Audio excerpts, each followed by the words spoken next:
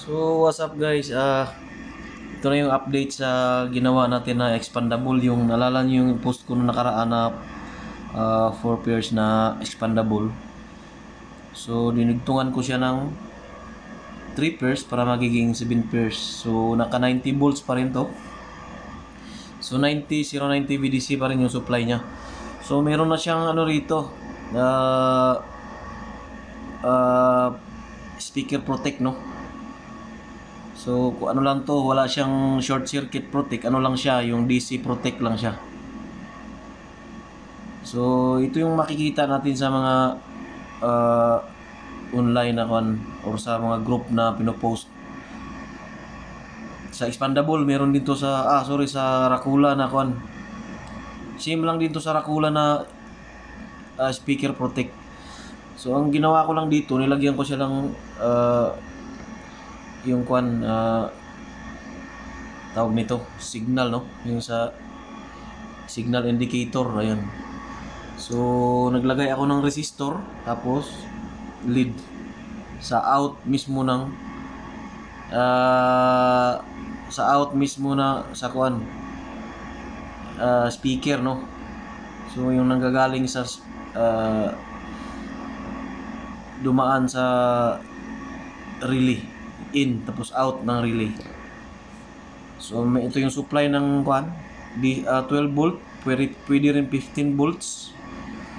Tapos yung trimmer niya, yung nakita niyo yung bias adjust, ito yung ano ng timer ng delay, timer delay niya.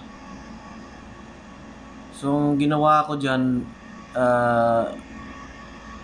nilagyan ko siya ng resistor, tinanggal ko yung trimmer, no.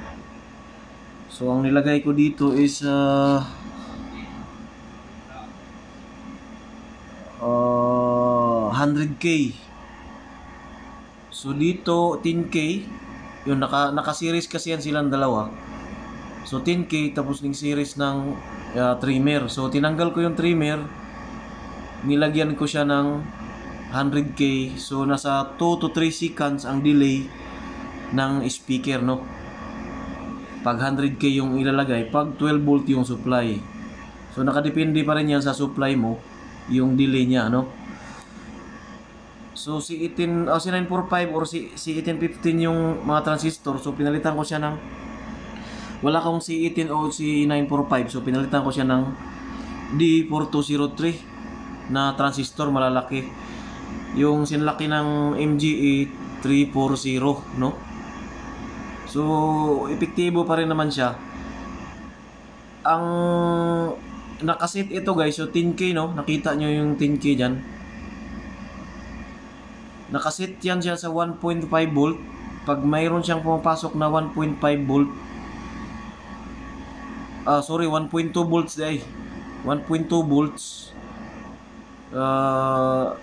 magpo-protect na siya. So mag-off na yung relay pag may pumasok na DC na 1.2 volts dyan. So yun na, tested na yan. So gumagana na siya. So ngayon isa sound check na lang natin. So ganyan lang yung pagkaayos ko ng wiring niya, no, kasi nag-adjust lang tayo, nag-add lang tayo ng transistor. So from 4 pairs na output transistor, nagiging 7 pairs plus 3 pairs ito. So 90 VDC pa rin yung supply. Yun lang yung na-add dito kasi meron na siyang speaker protect, no.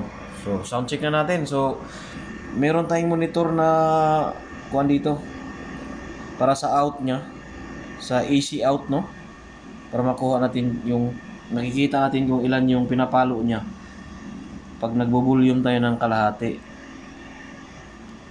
So sound check na natin. So ito na yung actually na sound check na to. So ipapakita ko lang sa inyo, no. So ipi-play na natin. Yan. Naka-play na. Volume konti. So naka-parallel na, naka 4 ohms na speaker yan, dalawa yan, no. 4 ohms yan, naka 4 ohms babaw. So 4 ohms bomba. So check natin yung monitor. So 11 o'clock. Everybody get up, make some noise.